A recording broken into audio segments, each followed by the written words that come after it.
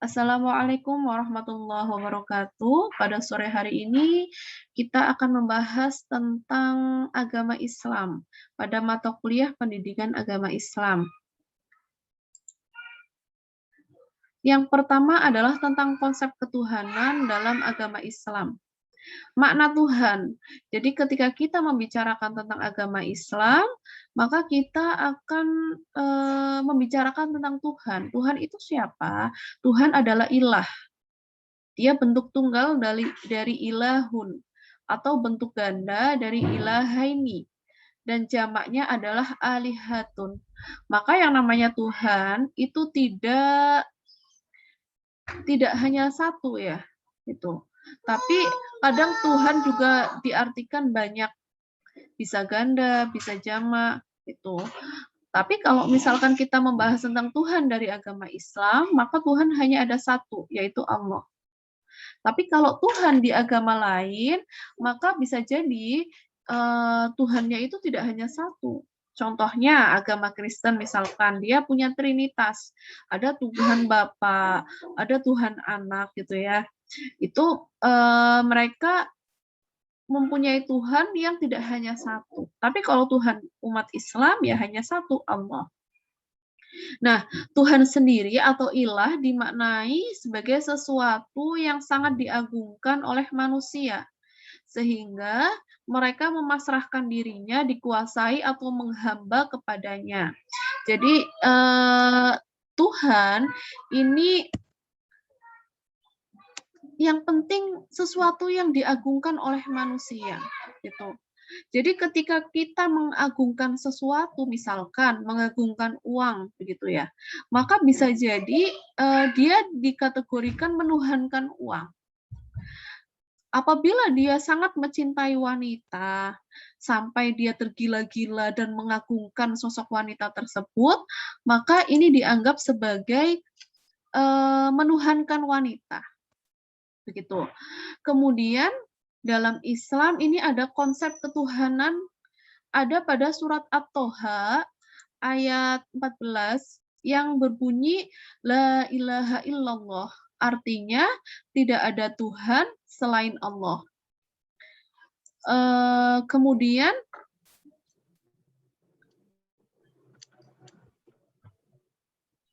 bagaimana kita mengetahui wujud Allah gitu ya.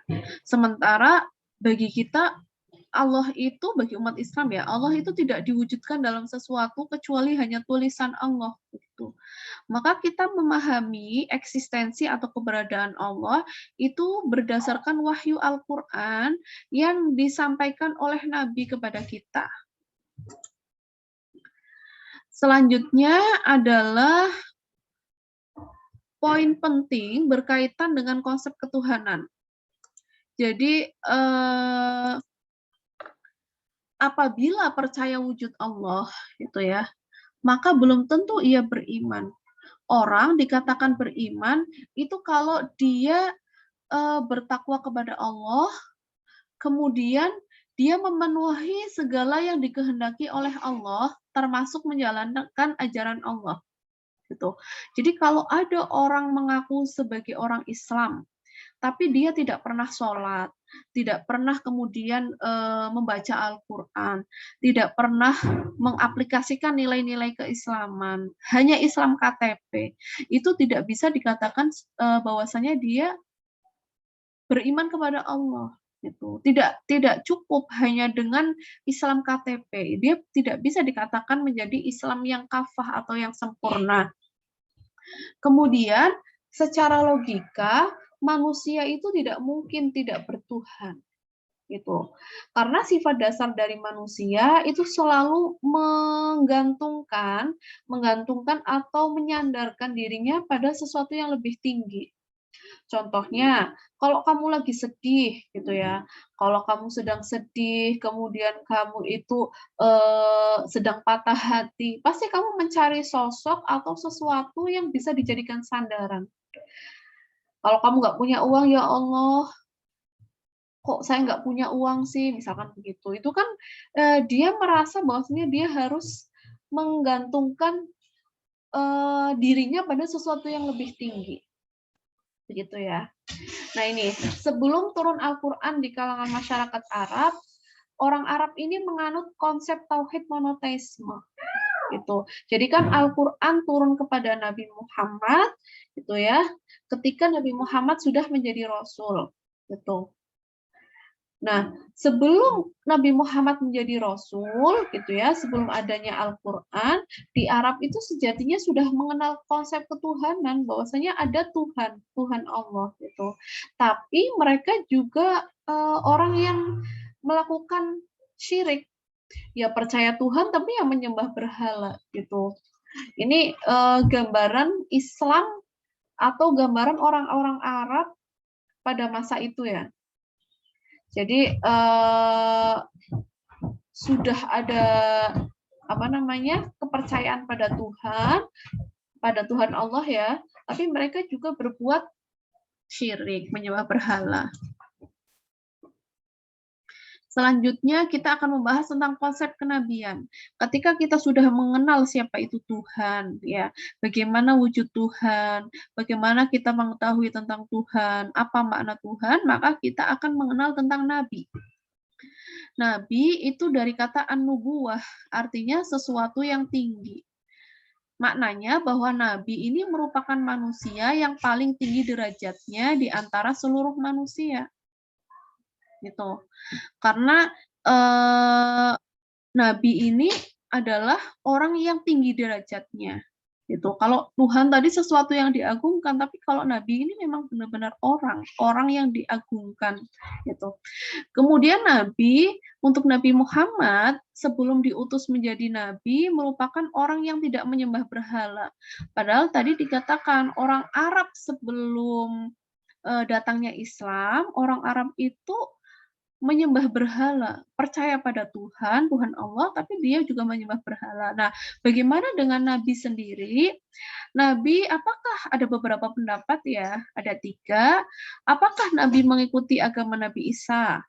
Atau agama Nabi Ibrahim? Atau Nabi berada pada masa fatrah, artinya transisi yang tidak ada Nabi, sehingga hanya perlu berbuat baik.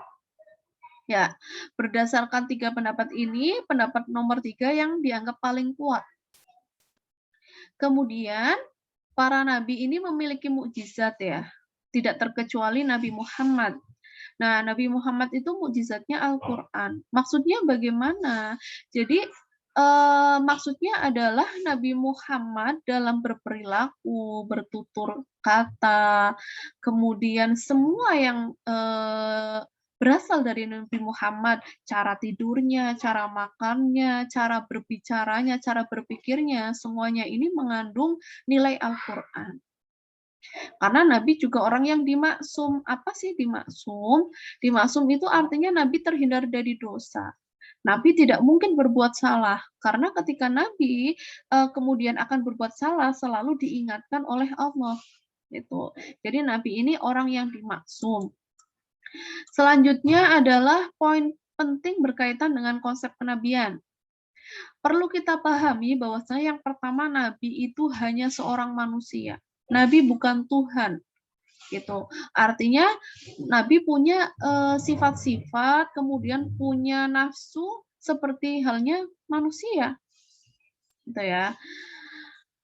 Kemudian Nabi ini diutus dengan membawa pengetahuan yang ada dalam kitab suci Al-Quran. Nah, pengetahuannya berasal dari mana? Ini dari wahyu Allah. Gitu. Maka tidak mungkin kemudian Nabi itu asal berbicara, asal berbuat, itu tidak.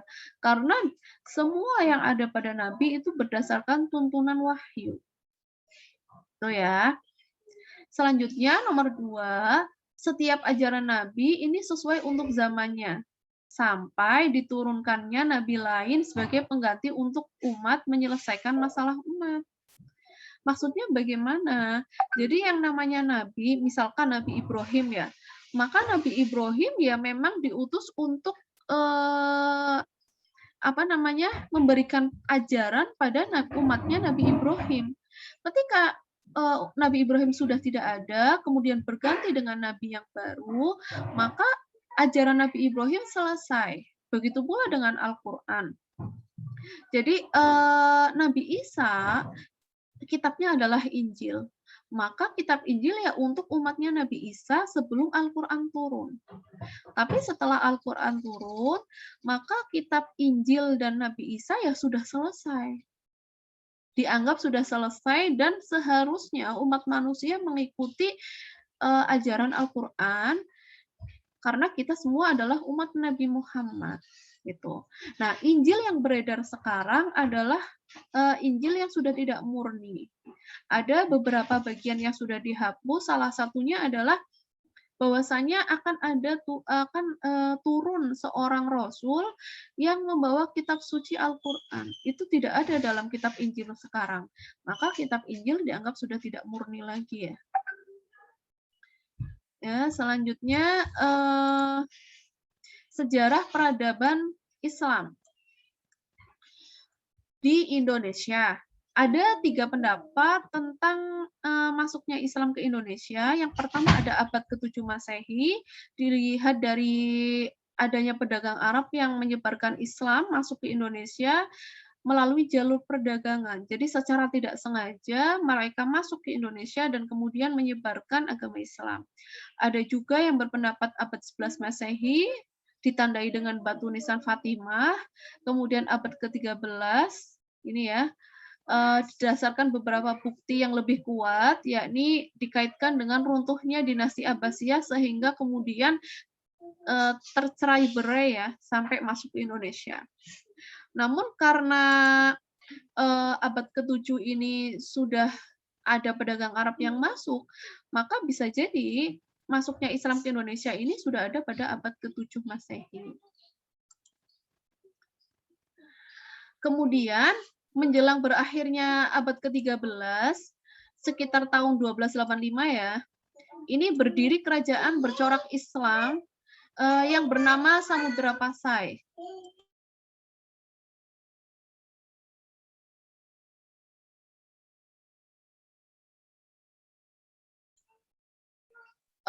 Masuk ini ya, masuk apa namanya? Kerajaan-kerajaan, masuk kerajaan-kerajaan atau berdiri kerajaan-kerajaan pada abad ke-13. Setelah abad 7 itu ada pedagang Arab yang masuk, kemudian pada abad ke-13 ini sudah lebih maju. Kemudian bagaimana proses masuk dan berkembangnya agama Islam di Indonesia? Ada beberapa metode yang menjadikan Islam itu lebih berkembang di Indonesia. Yang pertama adalah jalur perdagangan, gitu ya. Tadi pedagang Arab yang masuk gitu, kemudian secara tidak langsung menyebarkan agama Islam, kemudian perkawinan orang Arab yang tadinya masuk kemudian nikah dengan pribumi, kemudian jalur dakwah oleh Wali Songo ini ya, pendidikan, adanya pesantren, madrasah di masjid, di suro gitu ya. Kemudian ada jalur seni budaya. Gitu. Jalur seni budaya ini ya wayang yang kemudian diislamkan kisah-kisahnya. Selanjutnya, dalam proses tasawuf, penyebaran Islam dilakukan dengan mengkolaborasikan pola pikir masyarakat yang masih berorientasi pada tradisi agama Hindu dan Buddha dengan ajaran Islam. Tadi seperti yang saya sebutkan pada jalur seni budaya. Gitu. Jadi sesungguhnya agama yang lebih awal ada di Indonesia itu bukan Islam, melainkan Hindu dan Buddha serta ajaran abangan ya, nenek moyang gitu. Jadi Islam itu justru datang setelah agama Hindu dan Buddha itu berkembang di Indonesia. Makanya ada wayang gitu ya, cerita-cerita kisah wayang. Itu sebenarnya bukan cerita Islami, namun oleh Wali Songo dirubah kisahnya menjadi kisah yang lebih Islami dengan metode wayang gitu. Selanjutnya adalah sejarah peradaban Islam di Indonesia, di dunia. Tadi pada abad 7 Islam masuk ke Indonesia. Nah, pada abad yang ke-7 pula Islam mulai muncul di semenanjung Arab, yaitu ketika Nabi Muhammad mulai menerima wahyu dan diangkat oleh Allah menjadi rasul gitu. Jadi pada rentang waktu yang sama, 1 abad itu kan 100 tahun ya. Pada masa 100 tahun itu, Nabi Muhammad juga menerima wahyu dan di Indonesia juga mulai masuk, apa namanya, budaya-budaya keislaman atau nilai-nilai Islam. Nah, kalau kita runtut ya, perkembangan Islam itu yang pertama ada masa Nabi Muhammad tadi ya. Jadi tidak dikatakan agama Islam sebelum Nabi Muhammad menjadi rasul pada usia 40 tahun. Jadi ketika Nabi lahir belum ada agama Islam. Ketika Nabi berusia 25 menikah dengan Siti Khadijah belum beragama Islam. Titik tolak agama Islam itu ketika Nabi Muhammad diutus menjadi rasul pada usia 40 tahun. Nah, ketika Nabi Muhammad ini, sudah wafat, kemudian digantikan Khulafaur Rasyidin atau 4 khalifah. Ada Abu Bakar, kemudian Umar, Utsman, dan Ali. Selanjutnya ketika mereka sudah wafat, digantikan dengan dinasti Umayyah namanya. Setelah itu ada dinasti Abbasiyah, kemudian ada dinasti kecil di India dan di Eropa. Setelah itu ada masa Turki Utsmani, kerajaan-kerajaan Islam yang kecil gitu ya. Ini prosesnya bagaimana kemudian Islam itu berurutan atau periodisasinya. Selanjutnya adalah tentang hakikat agama Islam sebagai dogma kebenaran. Kita harus yakin bahwasanya Islam itu agama yang paling benar. Jadi Islam itu agama yang paling benar, kita harus meyakininya. Namun, apakah kita juga harus meyakini agama lain benar? Tidak. Hanya Islam satu-satunya agama yang benar yang harus kita yakini. Itu ada dalam surat At-Taubah ayat 33. Islam adalah dinul haq, agama yang paling benar, agama yang benar. Gitu. Nah, ketika kita membicarakan Islam, maka ada 3 unsur. Yang pertama adalah keyakinan. Bahwasanya kita harus yakin tentang adanya Allah, adanya Rasul, ya, rukun iman itu. Kemudian Al-Quran, qada dan qadar, hari akhir itu harus kita yakini bahwasanya setelah kita mati pasti kita akan dihisab dan kita akan masuk surga atau masuk neraka. Itu pasti. Karena ada dalam Al-Quran. Jadi jangan coba-coba kemudian kita, santailah, pasti nanti juga kalau udah mati nggak ngapa-ngapain, nggak bisa. Karena dalam Al-Quran sudah dijelaskan, ketika kita mati maka kita akan dibangkitkan dari kubur dan akan dihisab. Gitu ya. Kemudian ketika kita sudah yakin, maka kita juga harus melaksanakan ibadah atau ritual peribadatan. Gitu. Maka tidak cukup hanya kita mengaku orang Islam, Islam KTP ya. Tidak cukup kita hanya yakin Allah ada, tidak cukup kita hanya berada pada ranah akidah, nggak cukup. Kita harus pada ranah fikih, artinya melaksanakan ibadah, sholat, puasa, zakat itu harus. Nah, ketika kita melaksanakan unsur ibadah itu, maka kita harus menerapkan sistem nilai. Gitu. Sistem nilainya bahwasanya ketika kita melaksanakan sholat, maka akan ada efek selanjutnya. Gitu. Kita jadi lebih toleransi, kita jadi lebih rendah hati, kita jadi lebih baik kepribadiannya terhadap orang lain. Ini sistem nilai. Itu yang diharapkan dalam Islam. Ketika kita sudah yakin, kemudian melaksanakan ibadah, maka kita harus menjadi pribadi yang lebih baik. Itu. Karena Islam diturunkan pada manusia fungsinya sebagai agama yang rahmat, agama yang ramah, agama yang fleksibel gitu. Kalau misalkan manusia itu bisa melaksanakan ajarannya secara totalitas, ya dilaksanakan secara totalitas. Tapi kalau tidak bisa, maka agama Islam itu fleksibel, memberikan rukhsah atau keringanan bagi umatnya yang tidak mampu. Contohnya, kalau kita sakit, kita kan wajib sholat dengan sempurna ya, berdiri gitu. Tapi kalau kita tidak bisa, maka Islam memberikan rukhsah dengan berbaring dan lain sebagainya. Selanjutnya adalah ciri dari agama Islam. Ciri dari agama Islam yang pertama, ada kepastian kelahiran agamanya. Tuh ya, hari lahirnya ya ketika Nabi diutus menjadi rasul. Kemudian ajarannya tetap, hanya tafsirnya yang berbeda. Contohnya, ayat tentang kepemimpinan. Ada ayat tentang kepemimpinan yang bunyinya non-muslim dilarang menjadi imam gitu ya. Ada yang menafsiri bahwasanya itu imam sholat, imam dalam hal agama. Ada yang menafsiri dalam hal pemerintahan gitu. Ayatnya bunyinya itu, tapi tafsirnya bisa berubah-ubah tergantung ijtihad dari ulama. Kemudian ajarannya disampaikan oleh manusia utusan Allah, yakni Nabi Muhammad. Kemudian konsep ketuhanannya monoteisme, tunggal, hanya Allah. Selanjutnya, memiliki kitab suci yang murni, kemudian kebenarannya berlaku sepanjang zaman dan tempat.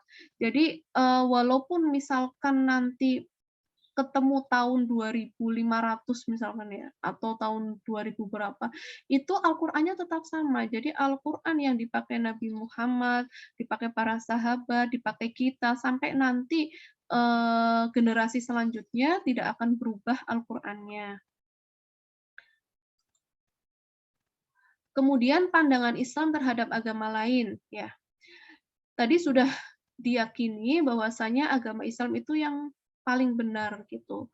Namun dalam Islam kita juga, dituntut atau diajak untuk bertoleransi terhadap agama yang lain, tanpa meyakini bahwasanya agama yang lain itu juga benar gitu.